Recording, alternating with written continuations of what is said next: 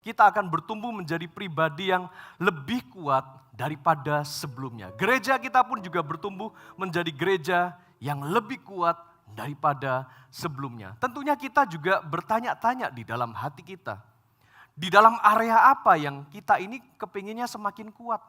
Apakah badan kita secara fisik ini yang kepinginnya bertumbuh semakin kuat?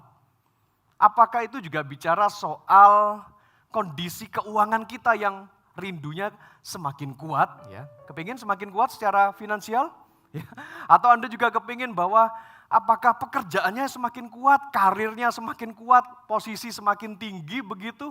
Ataukah pengaruh Anda terhadap sesama yang semakin kuat, Anda juga kepingin melayani semakin kuat, dan sebagainya. Kalau kita bicara aspek area kehidupan apa yang kepingin semakin kuat, tentu saja kita kepingin segala sesuatu yang positif yang ada di dalam hidup kita, yang kita jalani, entahkah itu kesehatan kita secara pribadi, kondisi keuangan kita, kondisi keluarga kita, pelayanan kita, kepemimpinan kita ingin semuanya semakin kuat. Tetapi kita akan belajar sama-sama secara spesifik, karena masing-masing dari antara Anda, pasti Anda punya panggilannya. Anda punya ciri khas yang Tuhan sudah tentukan. Bagi setiap Anda masing-masing, strongernya itu adalah Tuhan sudah berikan secara spesifik, secara khusus. Setiap orang Tuhan akan tumbuhkan kekuatan yang secara khas, secara unik, supaya bisa melengkapi satu dengan yang lain. Mungkin tidak semuanya merata ya, oh ini kuat di dalam bidang tarik suara misalkan ya. Lalu teman yang lain mungkin lebih kuat di dalam area mendoakan orang lain. Ada juga mungkin rekan yang lain lebih kuat di dalam area ramah tamah, sehingga dia ketika melayani ada jemaat yang hadir berperan sebagai usher yang nyambut kedatangan teman-teman yang baru pertama kali beribadah di sini, bisa melayani dengan begitu ramahnya. Tetapi yang lain mungkin ternyata lebih kuat di dalam area melayani seperti multimedia, seperti di bidang komputer dan semuanya, bermain musik dan lain-lain. Kita mau bertumbuh di dalam area yang semakin kuat seperti yang Tuhan sudah tetapkan di dalam setiap kehidupan kita. Nah, hari ini kita akan belajar bersama-sama bertumbuh menjadi pribadi yang semakin kuat sesuai dengan kasih karunia Tuhan. Sesuai dengan yang Tuhan tentukan di dalam kehidupan kita 2024 ini. Kita bertumbuh semakin kuat di dalam area apa, dan mari kita temukan bersama-sama ya. Nah, saudara-saudara, hal-hal yang akan terus-menerus kita latih akan menjadi semakin kuat. Perhatikan ini baik-baik. Karena itu perhatikan area apa yang Anda akan bangun, area apa yang akan Anda latih di sepanjang tahun 2024. Karena area inilah yang akan bertumbuh menjadi semakin kuat. Dan kita perlu investasi waktu di dalamnya. Kita perlu fokus dan kita perlu memperhatikannya sungguh-sungguh. Ya, ibaratnya nih, kalau Anda lagi nge-gym, lagi fitness, area mana yang lebih suka Anda latih itu akan bertumbuh semakin berotot, semakin kuat. Anda ingin semakin dempal gitu ya. Anda ingin menguatkan otot lengan misalkan, Anda angkat barbel, Anda angkat besi gitu ya, itu akan bertumbuh menjadi semakin kuat. Anda ingin menguatkan otot yang bagian mana? Ingin six packs, ya, karena sebelumnya mungkin family packs, cuma satu, ya. Kepingin muncul yang kotak-kotak begitu, Anda kepingin kuat, Anda akan latih itu. Nah, ketika kita fokus dan konsentrasi di area yang kita latih, maka area itu akan menjadi semakin kuat. Nah, sekarang kita akan belajar ya, bagaimana kita menerapkannya di dalam iman kita, dalam kehidupan kita secara rohani. Kalau kita juga terus-menerus melatih diri kita berdoa, maka kerinduan kita untuk berdoa akan menjadi semakin kuat. Kalau kita juga melatih diri kita, melayanilah di dalam area apapun Anda melayani. Anda semakin melatih diri Anda, main gitar misalkan, saat teduh, memuji Tuhan, menyembah Tuhan, maka Anda akan semakin kuat, semakin expert, semakin jago main gitar, main musiknya. Entah itu Anda mau main piano juga. Semakin Anda juga melatih vokal Anda latih di dalam area tarik nafasnya, ya, pernafasan diafragma sambil bernyanyi. maka di dalam area itulah Anda bertumbuh menjadi semakin kuat. Dan banyak area yang masih bisa kita latih di sepanjang tahun 2024 ini. Dan ini juga ada benang merahnya ya, dengan yang baru saja kita lalui di tahun sebelumnya, 2023, berjalan di dalam kelimpahan kasih karunia. Saya rindu kita buka sama-sama kebenaran firman Tuhan ini ya, di dalam 2 Petrus pasal 3 ayat 18. Ya, bagaimana dari benang merahnya berjalan dalam kelimpahan kasih karunia, lalu kita dituntun menjadi pribadi yang semakin kuat. 2 Petrus 3 ayat 18, tetapi bertumbuhlah dalam kasih karunia, dalam pengenalan akan Tuhan dan Juru Selamat kita, Yesus Kristus, baginya kemuliaan sekarang dan selama-lamanya.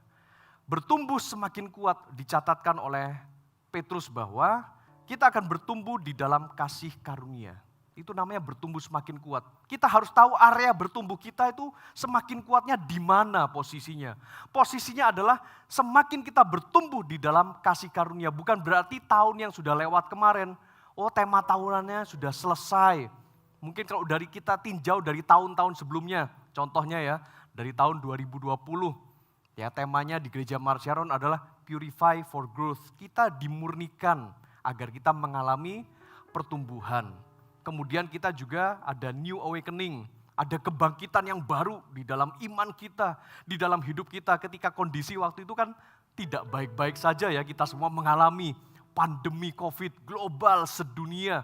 Tetapi kita belajar a new awakening, ada kebangkitan yang baru, harapan yang baru. Kemudian kita juga belajar untuk menyongsong tuaian yang baru. Bukan berarti yang tema-tema yang lama itu ditinggalkan, tetapi tetap terjadi dalam hidup kita. Bahkan di tahun ini pun kita harus tetap dimurnikan agar kita mengalami pertumbuhan di dalam iman. Kita tetap harus bangkit imannya, bangkit semangatnya, bangkit pengharapannya. Lalu sambil kita juga menuai setiap janji-janji Tuhan. Dan di tahun yang kemarin, setelah kita dimurnikan, setelah kita bangkit imannya, kita menuai janji-janji Tuhan, kita pun melangkah di dalam kelimpahan kasih karunia. Dan masuk di tahun ini pun, semua yang sudah kita lewati dari tahun-tahun sebelumnya, langkah demi langkah, setiap hari karakter kita dimurnikan. Kita bertumbuh, kita punya harapan yang baru, new awakening, kebangkitan yang baru. Kita harus tetap bangkit sikapnya, imannya, harapannya. Kemudian kita juga menyongsong tuaian janji-janji Tuhan yang ajaib, janji-janji Tuhan yang baru dalam hidup kita. Dan kita melangkah dalam kelimpahan kasih karunia. Dan di dalam surat Petrus yang barusan kita baca, terus bertumbuhlah dalam kasih karunia itu, kita terus melangkah. Jangan dilupakan, jangan dilewatkan tema-tema yang tahun sebelumnya. Karena di tahun ini, kita akan stronger. Makin kuat ketika kita bangkit. Makin kuat ketika kita terima janji Tuhan. Makin kuat menuai jiwa-jiwa. Makin kuat berjalan dalam kelimpahan kasih karunia. Dan makin kuat di dalam segala aspek kehidupan. Nah, semakin kuat ketika kita bertumbuh dalam kasih karunia. Dan kuat itu juga artinya ketika kita semakin mengenal Tuhan dan Juru Selamat kita, Yesus Kristus, seperti yang dituliskan dalam surat Petrus tadi. Makin kuatnya itu fokusnya bukan kepada kitanya saja yang semakin kuat. Tetapi ternyata di dalam pagarnya, di dalam konteksnya yang disampaikan oleh Petrus ini adalah semakin kuat waktu kita makin mengenal Tuhan dan Juru Selamat kita. Untuk apa kita makin kuat melayani? Makin kuat pinter main musik, makin kuat bisa khotbah misalkan. Makin kuat bisa melayani orang lain, makin kuat bisa berbuat baik pada orang lain. Makin kuat untuk kita fisiknya, makin oke, makin kuat kita di dalam area kesehatan, makin kuat di dalam kondisi kehidupan. Tapi ternyata semakin tidak mengenal pribadi Yesus, ya buat apa?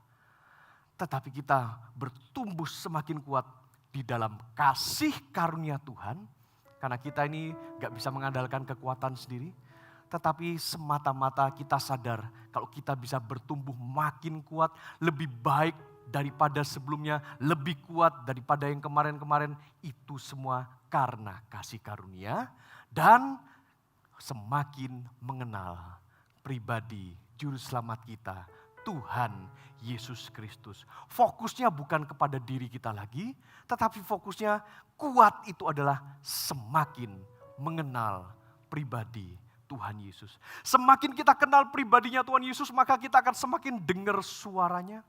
Kita akan semakin menuruti keinginan firman Tuhan dibandingkan keinginan pribadi kita. Ya, karena banyak ya impian kita, banyak keinginan kita yang kepingin kita capai. Di dalam area karir lah, di dalam area keluarga kita, dalam area keuangan kita, cita-cita kita. Banyak yang ingin kita capai. Tetapi untuk apa kita capai itu semua ketika kita mengorbankan pengenalan kita akan Tuhan Yesus. Semakin kita mungkin diangkat tinggi, posisi makin tinggi. Tapi semakin gak kenal Tuhan, tidak berkenan di hadapan Tuhan. Ayo kita kembali kepada pengenalan akan Tuhan Juru Selamat kita, Yesus Kristus. Dan yang menjadi tema fondasi, tema dasar untuk tema tahunan kita di 2024 ini Stronger, ayatnya adalah di dalam Mazmur pasal 18. Mari buka sama-sama di dalam Mazmur pasal 18, ayat 31 sampai dengan ayat 42. Ayat inilah yang menjadi fondasi dari tema Stronger di tahun 2024 untuk Gereja Mawar Syaron Surabaya di semua kampus yang ada. Mazmur pasal 18 ini kalau kita mau perhatikan baik-baik, Anda amati, ternyata isinya sama dengan 2 Samuel pasal 22. Karena memang di sini yang menuliskan adalah Raja Daud. Dan kalau kita mau perhatikan ya, sebelum kita akan membaca dari ayat 31 ya, kita lihat sebentar pengantarnya nih di Mazmur pasal 18 ayat pertama. Daud ketika menuliskan Mazmur ini, nyanyian ini, dia dalam kondisi seperti apa?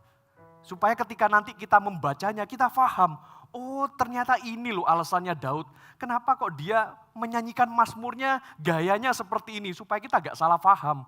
Ternyata Daud tuh menemukan kekuatannya ketika, oh ini yang terjadi ya.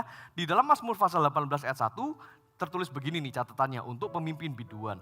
Dari hamba Tuhan, yakni Daud, yang menyampaikan perkataan nyanyian ini kepada Tuhan pada waktu Tuhan melepaskan dia dari cengkraman semua musuhnya dan dari tangan Saul. Jadi Anda harus mengerti dulu situasi dan kondisi yang tertulis di dalam Mazmur 18 ini. Ternyata Daud mendapatkan kekuatan dari Tuhan, semakin kuat dia melangkah bersama Tuhan. Tidak dalam keadaan yang baik-baik saja ternyata. Tetapi ketika kondisinya lagi gak baik, disitulah Daud memperoleh kekuatan yang baru dari Tuhan. Oh betapa indahnya Mazmur ini. Ketika saya membaca ayat-ayat Mazmur ini, itu membuat saya juga terharu secara pribadi. Kok bisa ya? Tuhan itu ternyata memberikan kita kekuatan. Bukan ketika kita lagi hidupnya baik-baik saja, ketika masalah sedang sedikit, ketika berkat sedang melimpah, ketika teman-teman masih bisa menyapa kita, semuanya masih bisa saling memberikan berkat, menyalurkan berkat dan sebagainya. Ketika kita kondisi lagi sehat, tidak sakit, lagi sukacita, senang dan sebagainya. Ketika posisi rasanya naik terus gitu menuju ke puncak, ternyata bukan itu. Ketika kondisi sedang mencekam, ketika kondisi tidak baik-baik saja, Bapak Ibu saya terkasih, disitulah Tuhan ingin membuat kita menjadi semakin kuat. Ya, oke. Dan saya tertarik untuk membacakan kepada Anda ayat yang kedua dulu deh ya. Ia berkata, ini tulisannya Daud di awal lagunya. Aku mengasihi Engkau ya Tuhan, kekuatanku. Inilah alasan kenapa Daud menuliskan Mazmur 18. Dia benar-benar mendedikasikan Mazmur 18 ini kepada Tuhan yang adalah kekuatannya Daud. Dan Tuhan yang sama yang disembah Daud juga adalah Tuhan kita yang akan membuat kita menjadi lebih kuat ya. Setuju ya? Semua ingin menjadi pribadi yang lebih kuat? Ya, ayo jadi lebih kuat ya. Saya bacakan buat Anda. Dari ayat yang ke 31 ya, Mazmur 18 ayat 31 sambil saya sandingkan ini ya dengan 2 Samuel pasal 22. Anda akan lihat di sini. Di ayat 31 dikatakan demikian. Adapun Allah jalannya sempurna, Janji Tuhan adalah murni. Dia menjadi perisai bagi semua orang yang berlindung padanya. Kalau Anda perhatikan di dalam 2 Samuel, ya mirip-mirip ya 11-12 ini ya. Adapun Allah jalannya sempurna, sabda Tuhan itu murni. Dia menjadi perisai bagi semua orang yang berlindung padanya. Coba kita renungkan sejenak, seperti apa sih jalannya Tuhan? Mungkin hari-hari ini Anda sedang refleksi, renungan secara pribadi, Anda merasa, sempurna apa nih Tuhan jalanku hari-hari ini? Kondisiku sedang tidak baik-baik saja. Ada mungkin dari antara Anda yang merasa kondisi lagi sulit. Dibandingkan tahun yang lalu ya Tuhan, tantangan memang ada dan selalu ada. Tapi kok tahun ini, ketika Anda mulai melangkah masuk 2024, ada yang sempat merasa takut, khawatir, gelisah. Anda mungkin merasa, omsetku kok rasanya gak bisa tercapai dalam waktu dekat. Jalan yang kutempuh ini kok berat rasanya. Saudara-saudara, ketika Daud menuliskan bahwa adapun Allah jalannya sempurna. Tahu nggak jalan yang ditempuh Daud itu seperti apa? Dia pernah menempuh jalan ke Gua Adulam. Ketika dia dikejar-kejar musuhnya.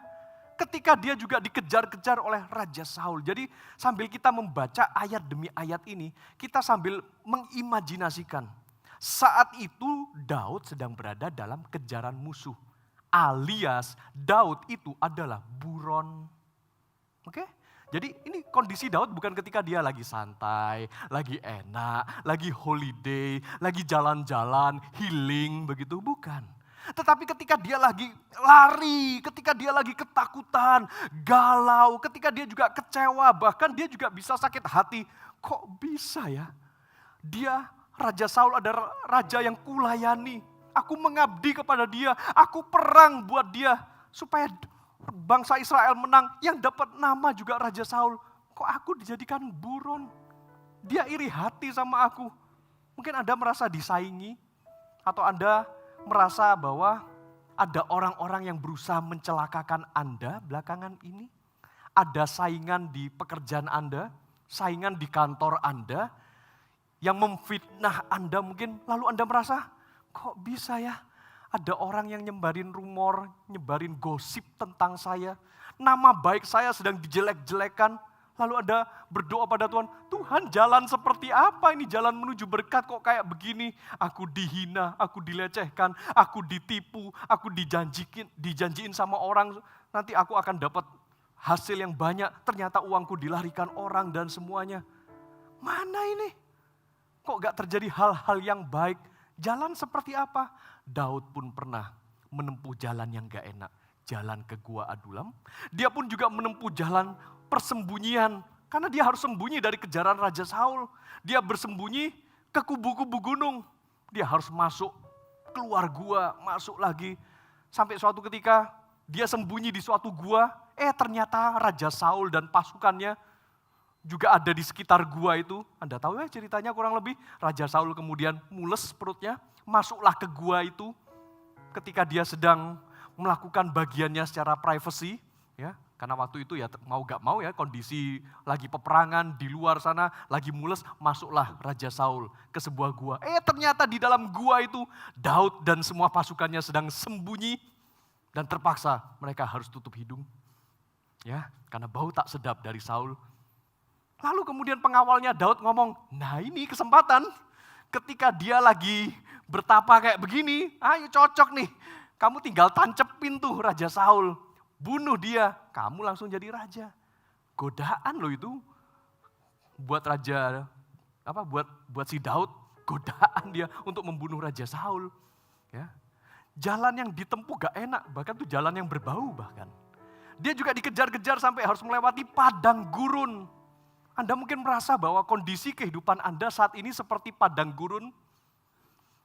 Ya, kok rasanya gak ada harapan. Semua orang yang menjanjikan aku akan terima keuntungan, ternyata kering, lenyap begitu saja. Kok gak ada. Aku sudah berusaha investasi, ini ternyata kok kelihatannya belum ada hasil. Saudara-saudara, masihkah kita berani berkata, adapun Allah jalannya sempurna. Janji Tuhan adalah murni, dia menjadi perisai bagi semua orang yang berlindung padanya. ketika Anda sedang melewati jalan yang gak enak sekalipun, percayalah, jalan itu jangan kau tinggalkan. Tetaplah setia di dalam jalan itu. Mungkin jalan yang harus kau lewati adalah engkau menerima banyak hinaan, engkau digosipin yang gak enak sama orang lain, engkau sedang berjalan dalam kondisi difitnah sama orang lain. Selama hatimu benar, selama Anda yakin bahwa Anda tidak bersalah dan Anda memang tidak melakukan kesalahan, ya udah, tetaplah berjalan di dalam jalan itu. Tetaplah berjalan bersama firman Tuhan. Tetaplah berjalan melangkah bersama Roh Kudus. Tetaplah berjalan di dalam kelimpahan kasih karunia. Jaga hati. Tuhan kok yang nanti akan membela Anda. Amin. Gak usah berusaha membela diri deh.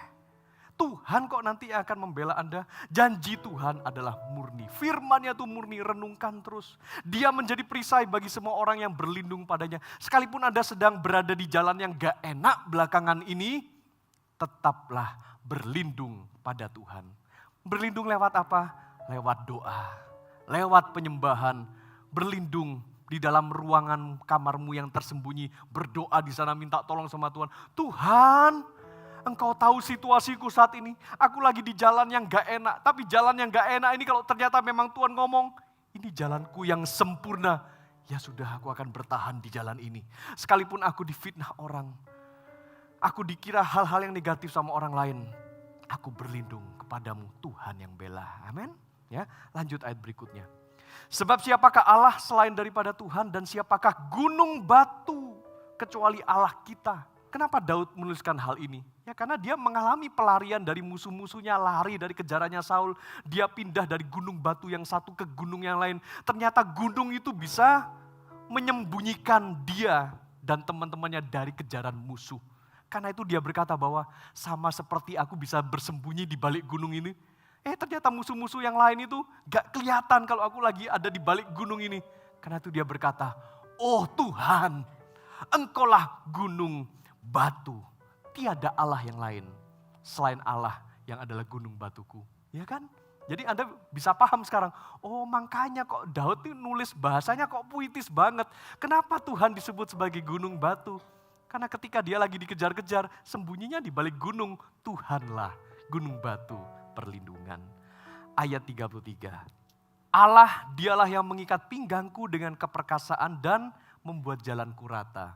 Di dalam 2 Samuel dituliskan, Allah dialah yang menjadi tempat-tempat pengungsiannya dia yang kuat, yang strong. Inilah yang menjadi renungannya Daud. Ketika dia berlindung pada Tuhan, dia bisa mengungsi di dalam hadirat Tuhan. Di sanalah dia menemukan bahwa Tuhanlah yang membuat jalannya rata. Seperti apa sih ketika Tuhan jalanmu sempurna dan Tuhan kau juga membuat jalanku rata. Di dalam terjemahan versi bahasa Inggris yang lain, membuat jalanku rata itu artinya remove obstacles.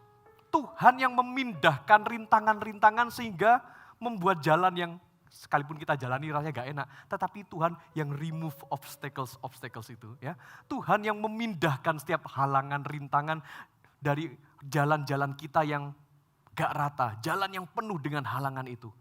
Asal Anda setia aja. Anda sedang menjalani jalan yang gak enak, He will remove your obstacles. Dia akan membersihkan setiap jalan itu, meratakan jalanmu, membuatnya terhindar dari setiap rintangan. Ayat 34, dan yang membuat kakiku seperti kaki rusa dan membuat aku berdiri di bukit. Karena selama masa-masa dia lari dikejar-kejar musuh, naik turun gunung, padang gurun, masuk hutan, keluar hutan dan sebagainya, yang dilihat pemandangannya ya rusa. Rusa itu bisa lari dari kejaran musuh. Siapa yang ngejar-ngejar rusa biasanya di dalam hutan? Ya binatang seperti harimau, macan. Dan Daud melihat, iya ya, aku nih lari dari kejaran musuh-musuhku ketika dia juga lihat rusa. Ternyata sama ya, rusa juga dikejar-kejar sama macan, harimau. Dan dia merenungkan dan dia tuliskan dalam Mazmurnya. Dia membuat kakiku seperti rusa. Iya ya, rusa aja bisa lolos kok dari kejaran musuh-musuhnya. Dan membuat aku bisa berdiri di bukit. Ya seperti rusa itu. Ayat yang selanjutnya, ayat 35 dikatakan demikian. Yang mengajar tanganku berperang, sehingga tanganku dapat melenturkan busur tembaga. Jadi kalau Anda baca ayat demi ayat ini dan Anda berusaha terapkan dalam kehidupan Anda paham sekarang, oh pantesan Daud nulisnya kayak begini. Dia dalam kondisi jadi buron, kondisi dikejar-kejar musuh, kondisi lagi siaga perang ini. Karena anytime, setiap waktu, dia harus siap ketika ada musuh mendekat, ada tentara sudah menyerang. Dia harus melenturkan busur panahnya dan siap tembak jarak jauh gitu. Ya. Ayat 37, kau berikan 36 belum ya. Kau berikan kepadaku perisai keselamatanmu, tangan kananmu menyokong aku, kemurahanmu membuat aku besar. Kau berikan tempat lapang untuk langkahku dan mata kakiku tidak goyah. 38. Ya, mungkin kalau kita membaca ini tanpa mengerti ceritanya Daud yang dikejar-kejar, kita pun bingung, ya. Aku mengejar musuhku sampai kutangkap mereka. Loh, boleh tak Pak? Kita kejar-kejaran musuh kita Pak. Ada orang loh Pak yang pinjem uang sama saya. Boleh tak kejar sekarang tak Pak? Ini ayatnya meneguhkan nih. Aku mengejar musuhku sampai kutangkap mereka. Kutagihi mereka sampai mereka bayar sama aku. Enggak kayak gitu ayatnya ya. Apalagi tidak berbalik sebelum mereka kuhabiskan. Ini konteksnya zaman perang Raja Daud pada waktu itu.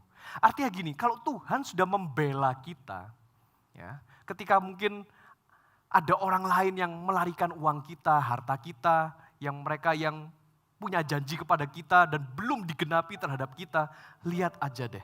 Nanti Tuhan yang akan menyerahkan mereka kepadamu. Yang penting motivasi hati kita itu benar. Ada kalanya kita ini kan masih dendam ya, masih benci sama orang-orang yang pernah berjanji kepada kita lalu gak ditepati gitu ya. Ada seperti itu. Lalu rasanya ketika ketemu orang itu, rasanya pengen tak kejar, tak tagih aja utangnya, tak tagih janjinya, gemes gitu ya rasanya. Pernah kayak gitu? Ya. Tetapi nanti itu kalau Anda punya sikap hati yang benar, sikap hati yang mau ngampuni, maka Tuhan yang akan menyerahkan orang-orang itu kepada Anda kok. Ya. Tapi di sisi yang lain kita mesti belajar, kenapa sih orang itu berbuat jahat sih kepada saya? Atau mungkin itu bukan maksudnya atau bukan niatnya orang itu deh. Dia aja nggak paham. Kadang-kadang saya juga berpikiran positif seperti ini ya. Ada orang-orang tertentu yang bersikap tidak baik kepada saya dan keluarga saya. Kadang-kadang minta tolong, ya kita tolongi, ya. Dan ada istilahnya ya, habis nulung, kok malah kita dipentung. Pernah? Ya. Kok rasanya orang katanya Roma Irama itu terlalu. Ya. Bahasanya wong Surabaya itu adalah kebacut. Ya. Kok kebacut ya? Orang ini wis tak tolong loh. Bok ya ada rasa sungkan atau ya mungkin berbalas kasih apa segala macam. Malah diputer seolah sudah habis ditolong ya dipentung. Ya kayak gitu ya. Jadi gimana itu? Rasanya kalau ketemu orang itu, rasanya kepinginnya apa gitu ya. Tapi sadar, hamba Tuhan gak boleh. Harus stronger ya. Kita harus lebih kuat untuk menguasai diri kita. Lebih kuat dalam area kesabaran. Stronger makanya. Ya. Oke, ini ayat 39-40 makin ngeri. Ini mungkin Anda makin senang. Aku meremukkan mereka. Ayat 39, kan senang. Kalau ketemu musuh kayak gini Pastor, enak. Tak remukkan mereka. Sebab firman Tuhan berkata. Sehingga mereka tidak dapat bangkit lagi. Ini ayat balas dendam nih seolah-olah ya. Mereka rebah di bawah kakiku. Tambah senang. Ya. 40. Engkau telah mengikat pinggangku dengan keperkasaan untuk berperang. Engkau tundukkan ke bawah kuasaku orang yang bangkit melawan aku. Musuh-musuhku tak pecel-pecel, tak ulek-ulek gitu rasanya. Kau buat musuhku lari daripadaku. Dan orang-orang yang membenci aku, kubinasakan.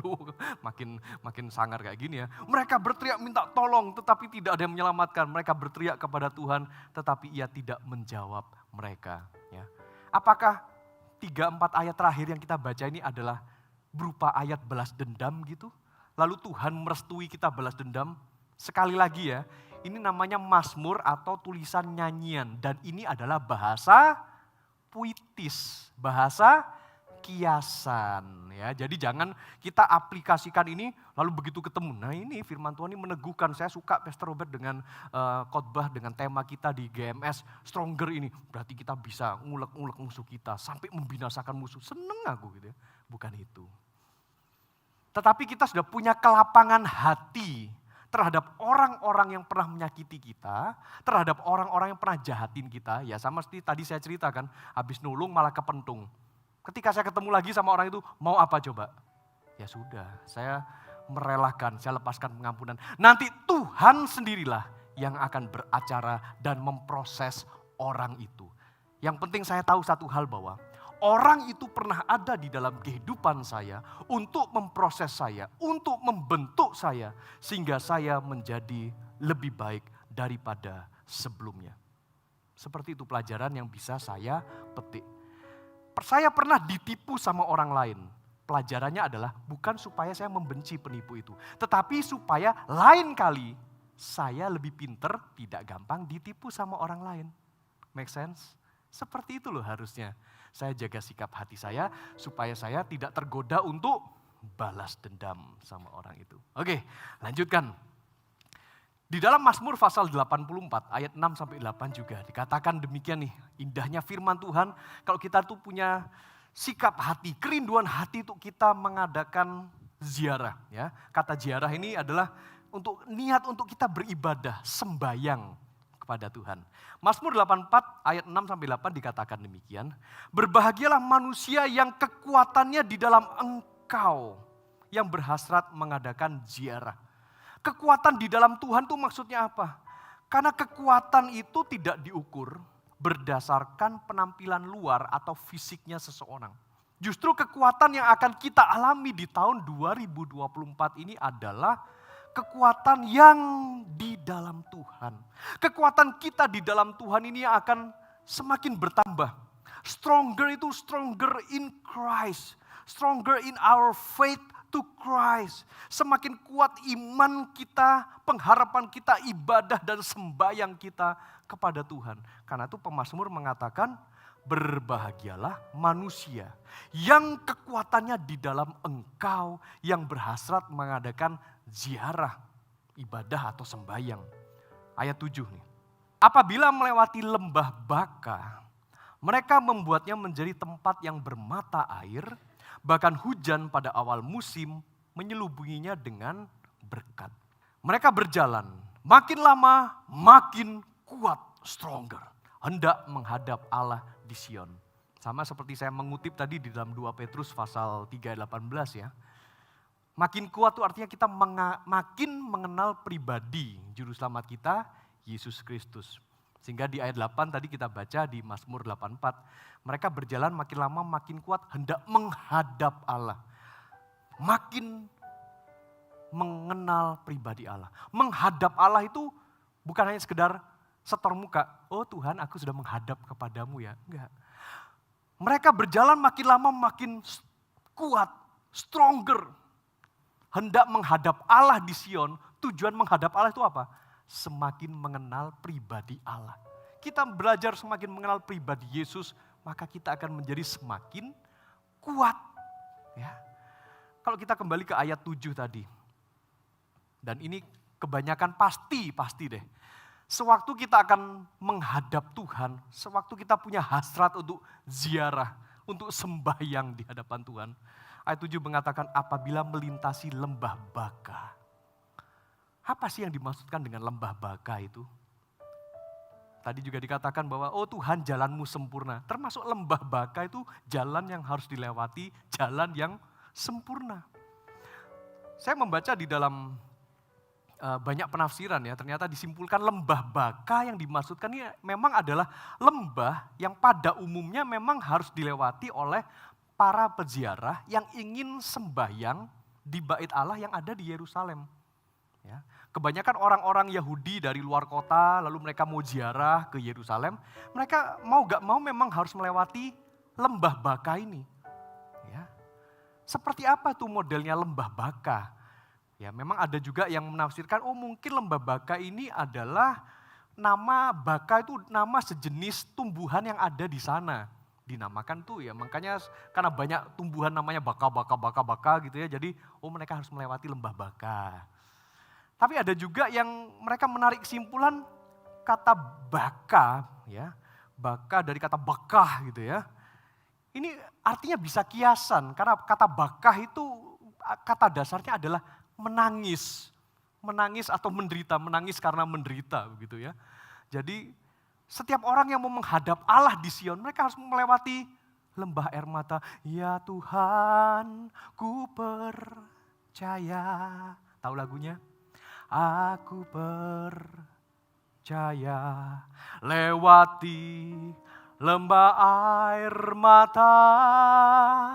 Aku percaya firman-Mu ya dan amin. Aku percaya kemenangan sudah Kau jamin. Katakan, aku percaya. Ya Tuhan, ku percaya. Masih percaya? Aku percaya. Waktu lewat apa? Lewati lembah air mata. Masih tetap mau percaya? Ya tetap mau percaya, soalnya lagunya memang aku percaya lanjutannya ya. Aku percaya. Tapi kadang-kadang ketika melewati lembah yang gak enak, lembah kesulitan, lembah air mata, lembah penderitaan, masih mau percaya Tuhan? Aku menyerah Tuhan, aku gak sanggup. Setiap waktu aku nangis terus mendoakan suamiku, mendoakan anakku. Aku harus mendoakan pekerjaanku, aku gak sanggup lagi Tuhan, aku harus terima omelan dari orang lain. Aku harus menanggung beban kehidupan ini, harus membayar hutang piutang ini. Gak kuat aku Tuhan di dalam lembah air mata seperti ini. Selama Anda punya hasrat, hati untuk beribadah sembahyang di hadapan Tuhan. Ketika melintasi lembah baka. Jadi kalau Anda dari tadi masih bertanya-tanya, apakah ini jalan yang benar yang sedang kelewati? Kok Tuhan izinkan aku mengalami kerugian? Kok Tuhan izinkan usahaku tutup? Kok Tuhan izinkan semua orang itu menumpuk tugasku bertubi-tubi seperti ini, gak selesai-selesai rasanya? Kok Tuhan masih izinkan hutangku belum terlunasi? Kok Tuhan izinkan aku mungkin terpisah jarak yang jauh dengan keluargaku? Aku harus banting tulang mungkin di kota Surabaya ini terpisah dengan keluarga karena ada beberapa kondisi rumah tangga yang seperti itu. Tuhan izinkan usahaku diciak sama orang lain mungkin. Saudara-saudara, lembah air mata. Ikut Tuhan Yesus bukan berarti semua jalannya mulus-mulus saja ya. Sekalipun kita harus belajar juga. Ada jalan yang mulus, jalan yang Tuhan akan singkirkan obstacle-nya. Tuhan yang akan singkirkan rintangannya. Tetapi lewati dulu. Gua Adulam, padang gurun, gunung berbatu. Lewati dulu lembah air mata. Maka sewaktu kita berjalan, akan menjadi semakin kuat menghadap Allah di Sion. Masih kembali ke ayat yang 7 tadi. Apabila melewati lembah baka, lembah air mata, lembah penderitaan, saya mau menguatkan Anda. Mereka membuatnya menjadi tempat yang bermata air. Sekalipun kita meneteskan air mata, oh Tuhan gak kuat aku menderita seperti ini. Aku gak sanggup lagi, aku gak tahan ya Tuhan dengan kondisi hidup yang seperti ini. Lewati lembah air mata. Mereka membuatnya menjadi tempat yang bermata air. Tetapi penafsir dari Masoretic Text, ya, penulis-penulis, penyalin-penyalin Alkitab Perjanjian Lama zaman dahulu juga ada yang menafsirkan bahwa yang membuatnya menjadi tempat yang bermata air, dari air mata jadi mata air, itu adalah Tuhan. Memang di sini terjemahan bahasa Indonesianya mereka membuatnya menjadi tempat bermata air. Tetapi sebetulnya yang membuat tempat itu, tempat duka itu menjadi bermata air, menjadi subur, itu adalah Tuhan. Di tengah-tengah penderitaan kita pun, di tengah-tengah lembah air mata kita pun, Tuhan itu akan memberikan air yang segar. Dia akan menjadi mata air buat kita, menyegarkan dan menguatkan kita. Pernah nggak Anda dalam kondisi yang lagi sedih karena mengalami masalah gitu, lalu Anda nangis sejadi-jadinya? Kalau kita di luar Tuhan, nangis kita itu akan membuat kita semakin merana dan menderita. Tapi saya pernah mengalami suatu titik terendah di dalam kehidupan saya. Ini ujian terberat dalam hidup saya. Ketika ya dari beberapa tahun yang lalu saya harus pindah-pindah tugas melayani. Sehingga akhirnya saya harus terpisah dalam 1 bulan. Saya harus 2 minggu itu pergi keluar kota full waktunya. Ya.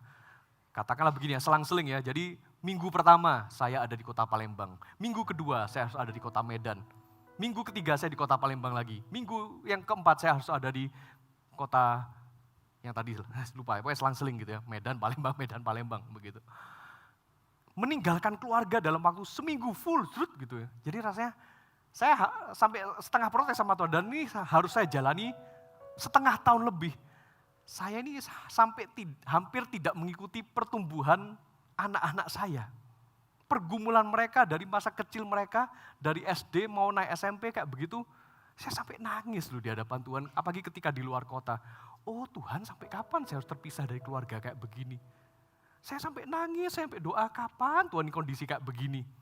Ya, karena waktu itu tugas saya menggembalakan di kota Palembang, tapi saya harus kuliah di kota Medan.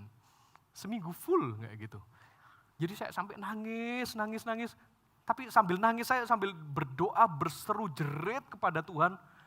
Dan disitulah dia mengubah air mata menjadi mata air. Dia memberikan kesegaran yang baru buat saya.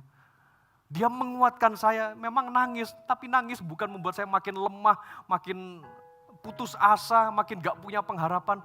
Tapi Tuhan memberikan kekuatan. Apakah masalah saya langsung selesai dalam satu kali nangis begitu? Masih berbulan-bulan harus saya hadapi. Bukan cuma setengah tahun lebih ya, ternyata saya hitung-hitung 1,5 tahun saudara, ternyata.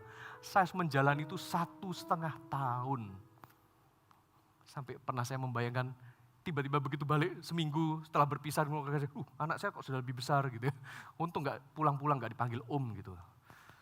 Ya, Tuhan akan membuat air mata jadi mata air. Penderitaan, lembah kelam apapun yang sedang Anda hadapi, let's getting stronger. Ayo kita belajar lebih kuat. Orang yang lebih kuat itu seperti apa?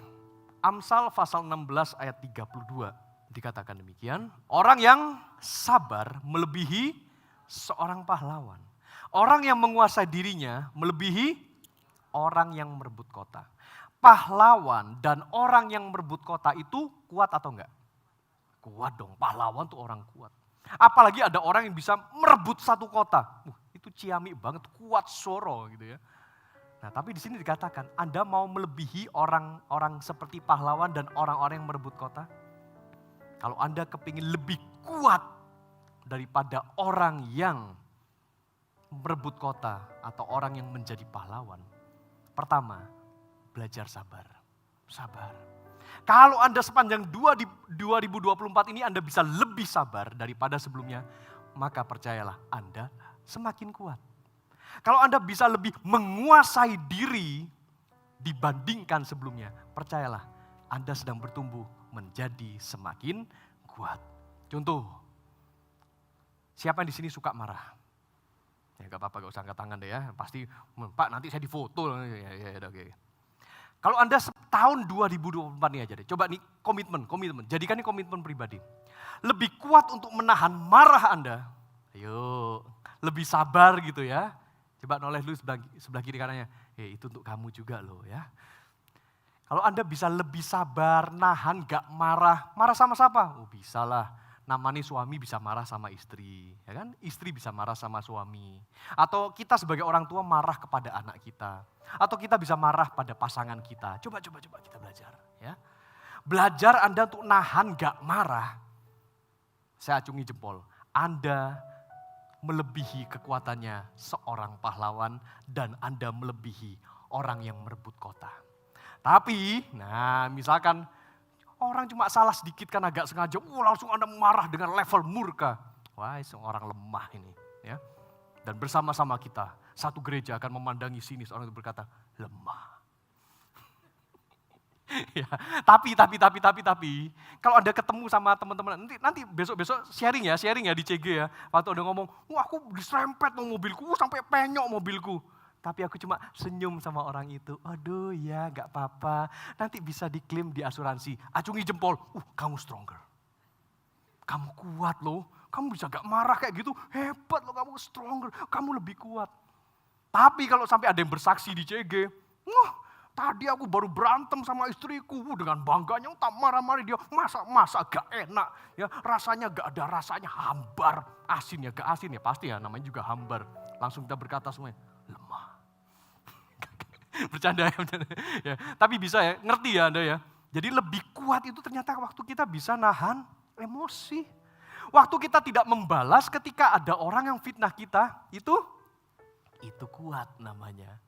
Waktu kita juga bisa menahan mulut kita, nahan mulut ya, supaya tidak menyebarkan gosip. Nah, Anda kepingin menjadi true worshiper atau true gossiper? Ayo, tahun 2024 ini belajar menjadi true worshiper. Bagi Anda yang mungkin kadang-kadang kita gampang ya terima kabar-kabar yang gak jelas lah, kabar angin, kabar burung dan sebagainya. Lalu kita, oh iya orang itu kayak gitu. Lalu kita sampaikan kepada yang lain, ditambah-tambah lagi. Ya, sama seperti pesan dalam kampanye pemilu. Cek faktanya terlebih dahulu. Ya, cek faktanya dulu, jangan cuma sekedar asal dengar dari orang tanpa Anda melihatnya sendiri, lalu Anda sebarkan itu. Itu namanya gosip. Ketika kita bisa ngerem mulut kita, menjaga untuk tidak menyebarluaskan gosip itu, saya acungi jempol. You are stronger. Berarti Anda lebih kuat, karena orang yang lemah itu gak bisa ngerem mulutnya. Oke, yuk belajar ya, lebih kuat daripada sebelumnya. Mau? Ya. Dan selanjutnya kita akan terus belajar sepanjang tahun ini. Bulan demi bulan yang kita lewati, kita semakin kuat di dalam Tuhan Yesus.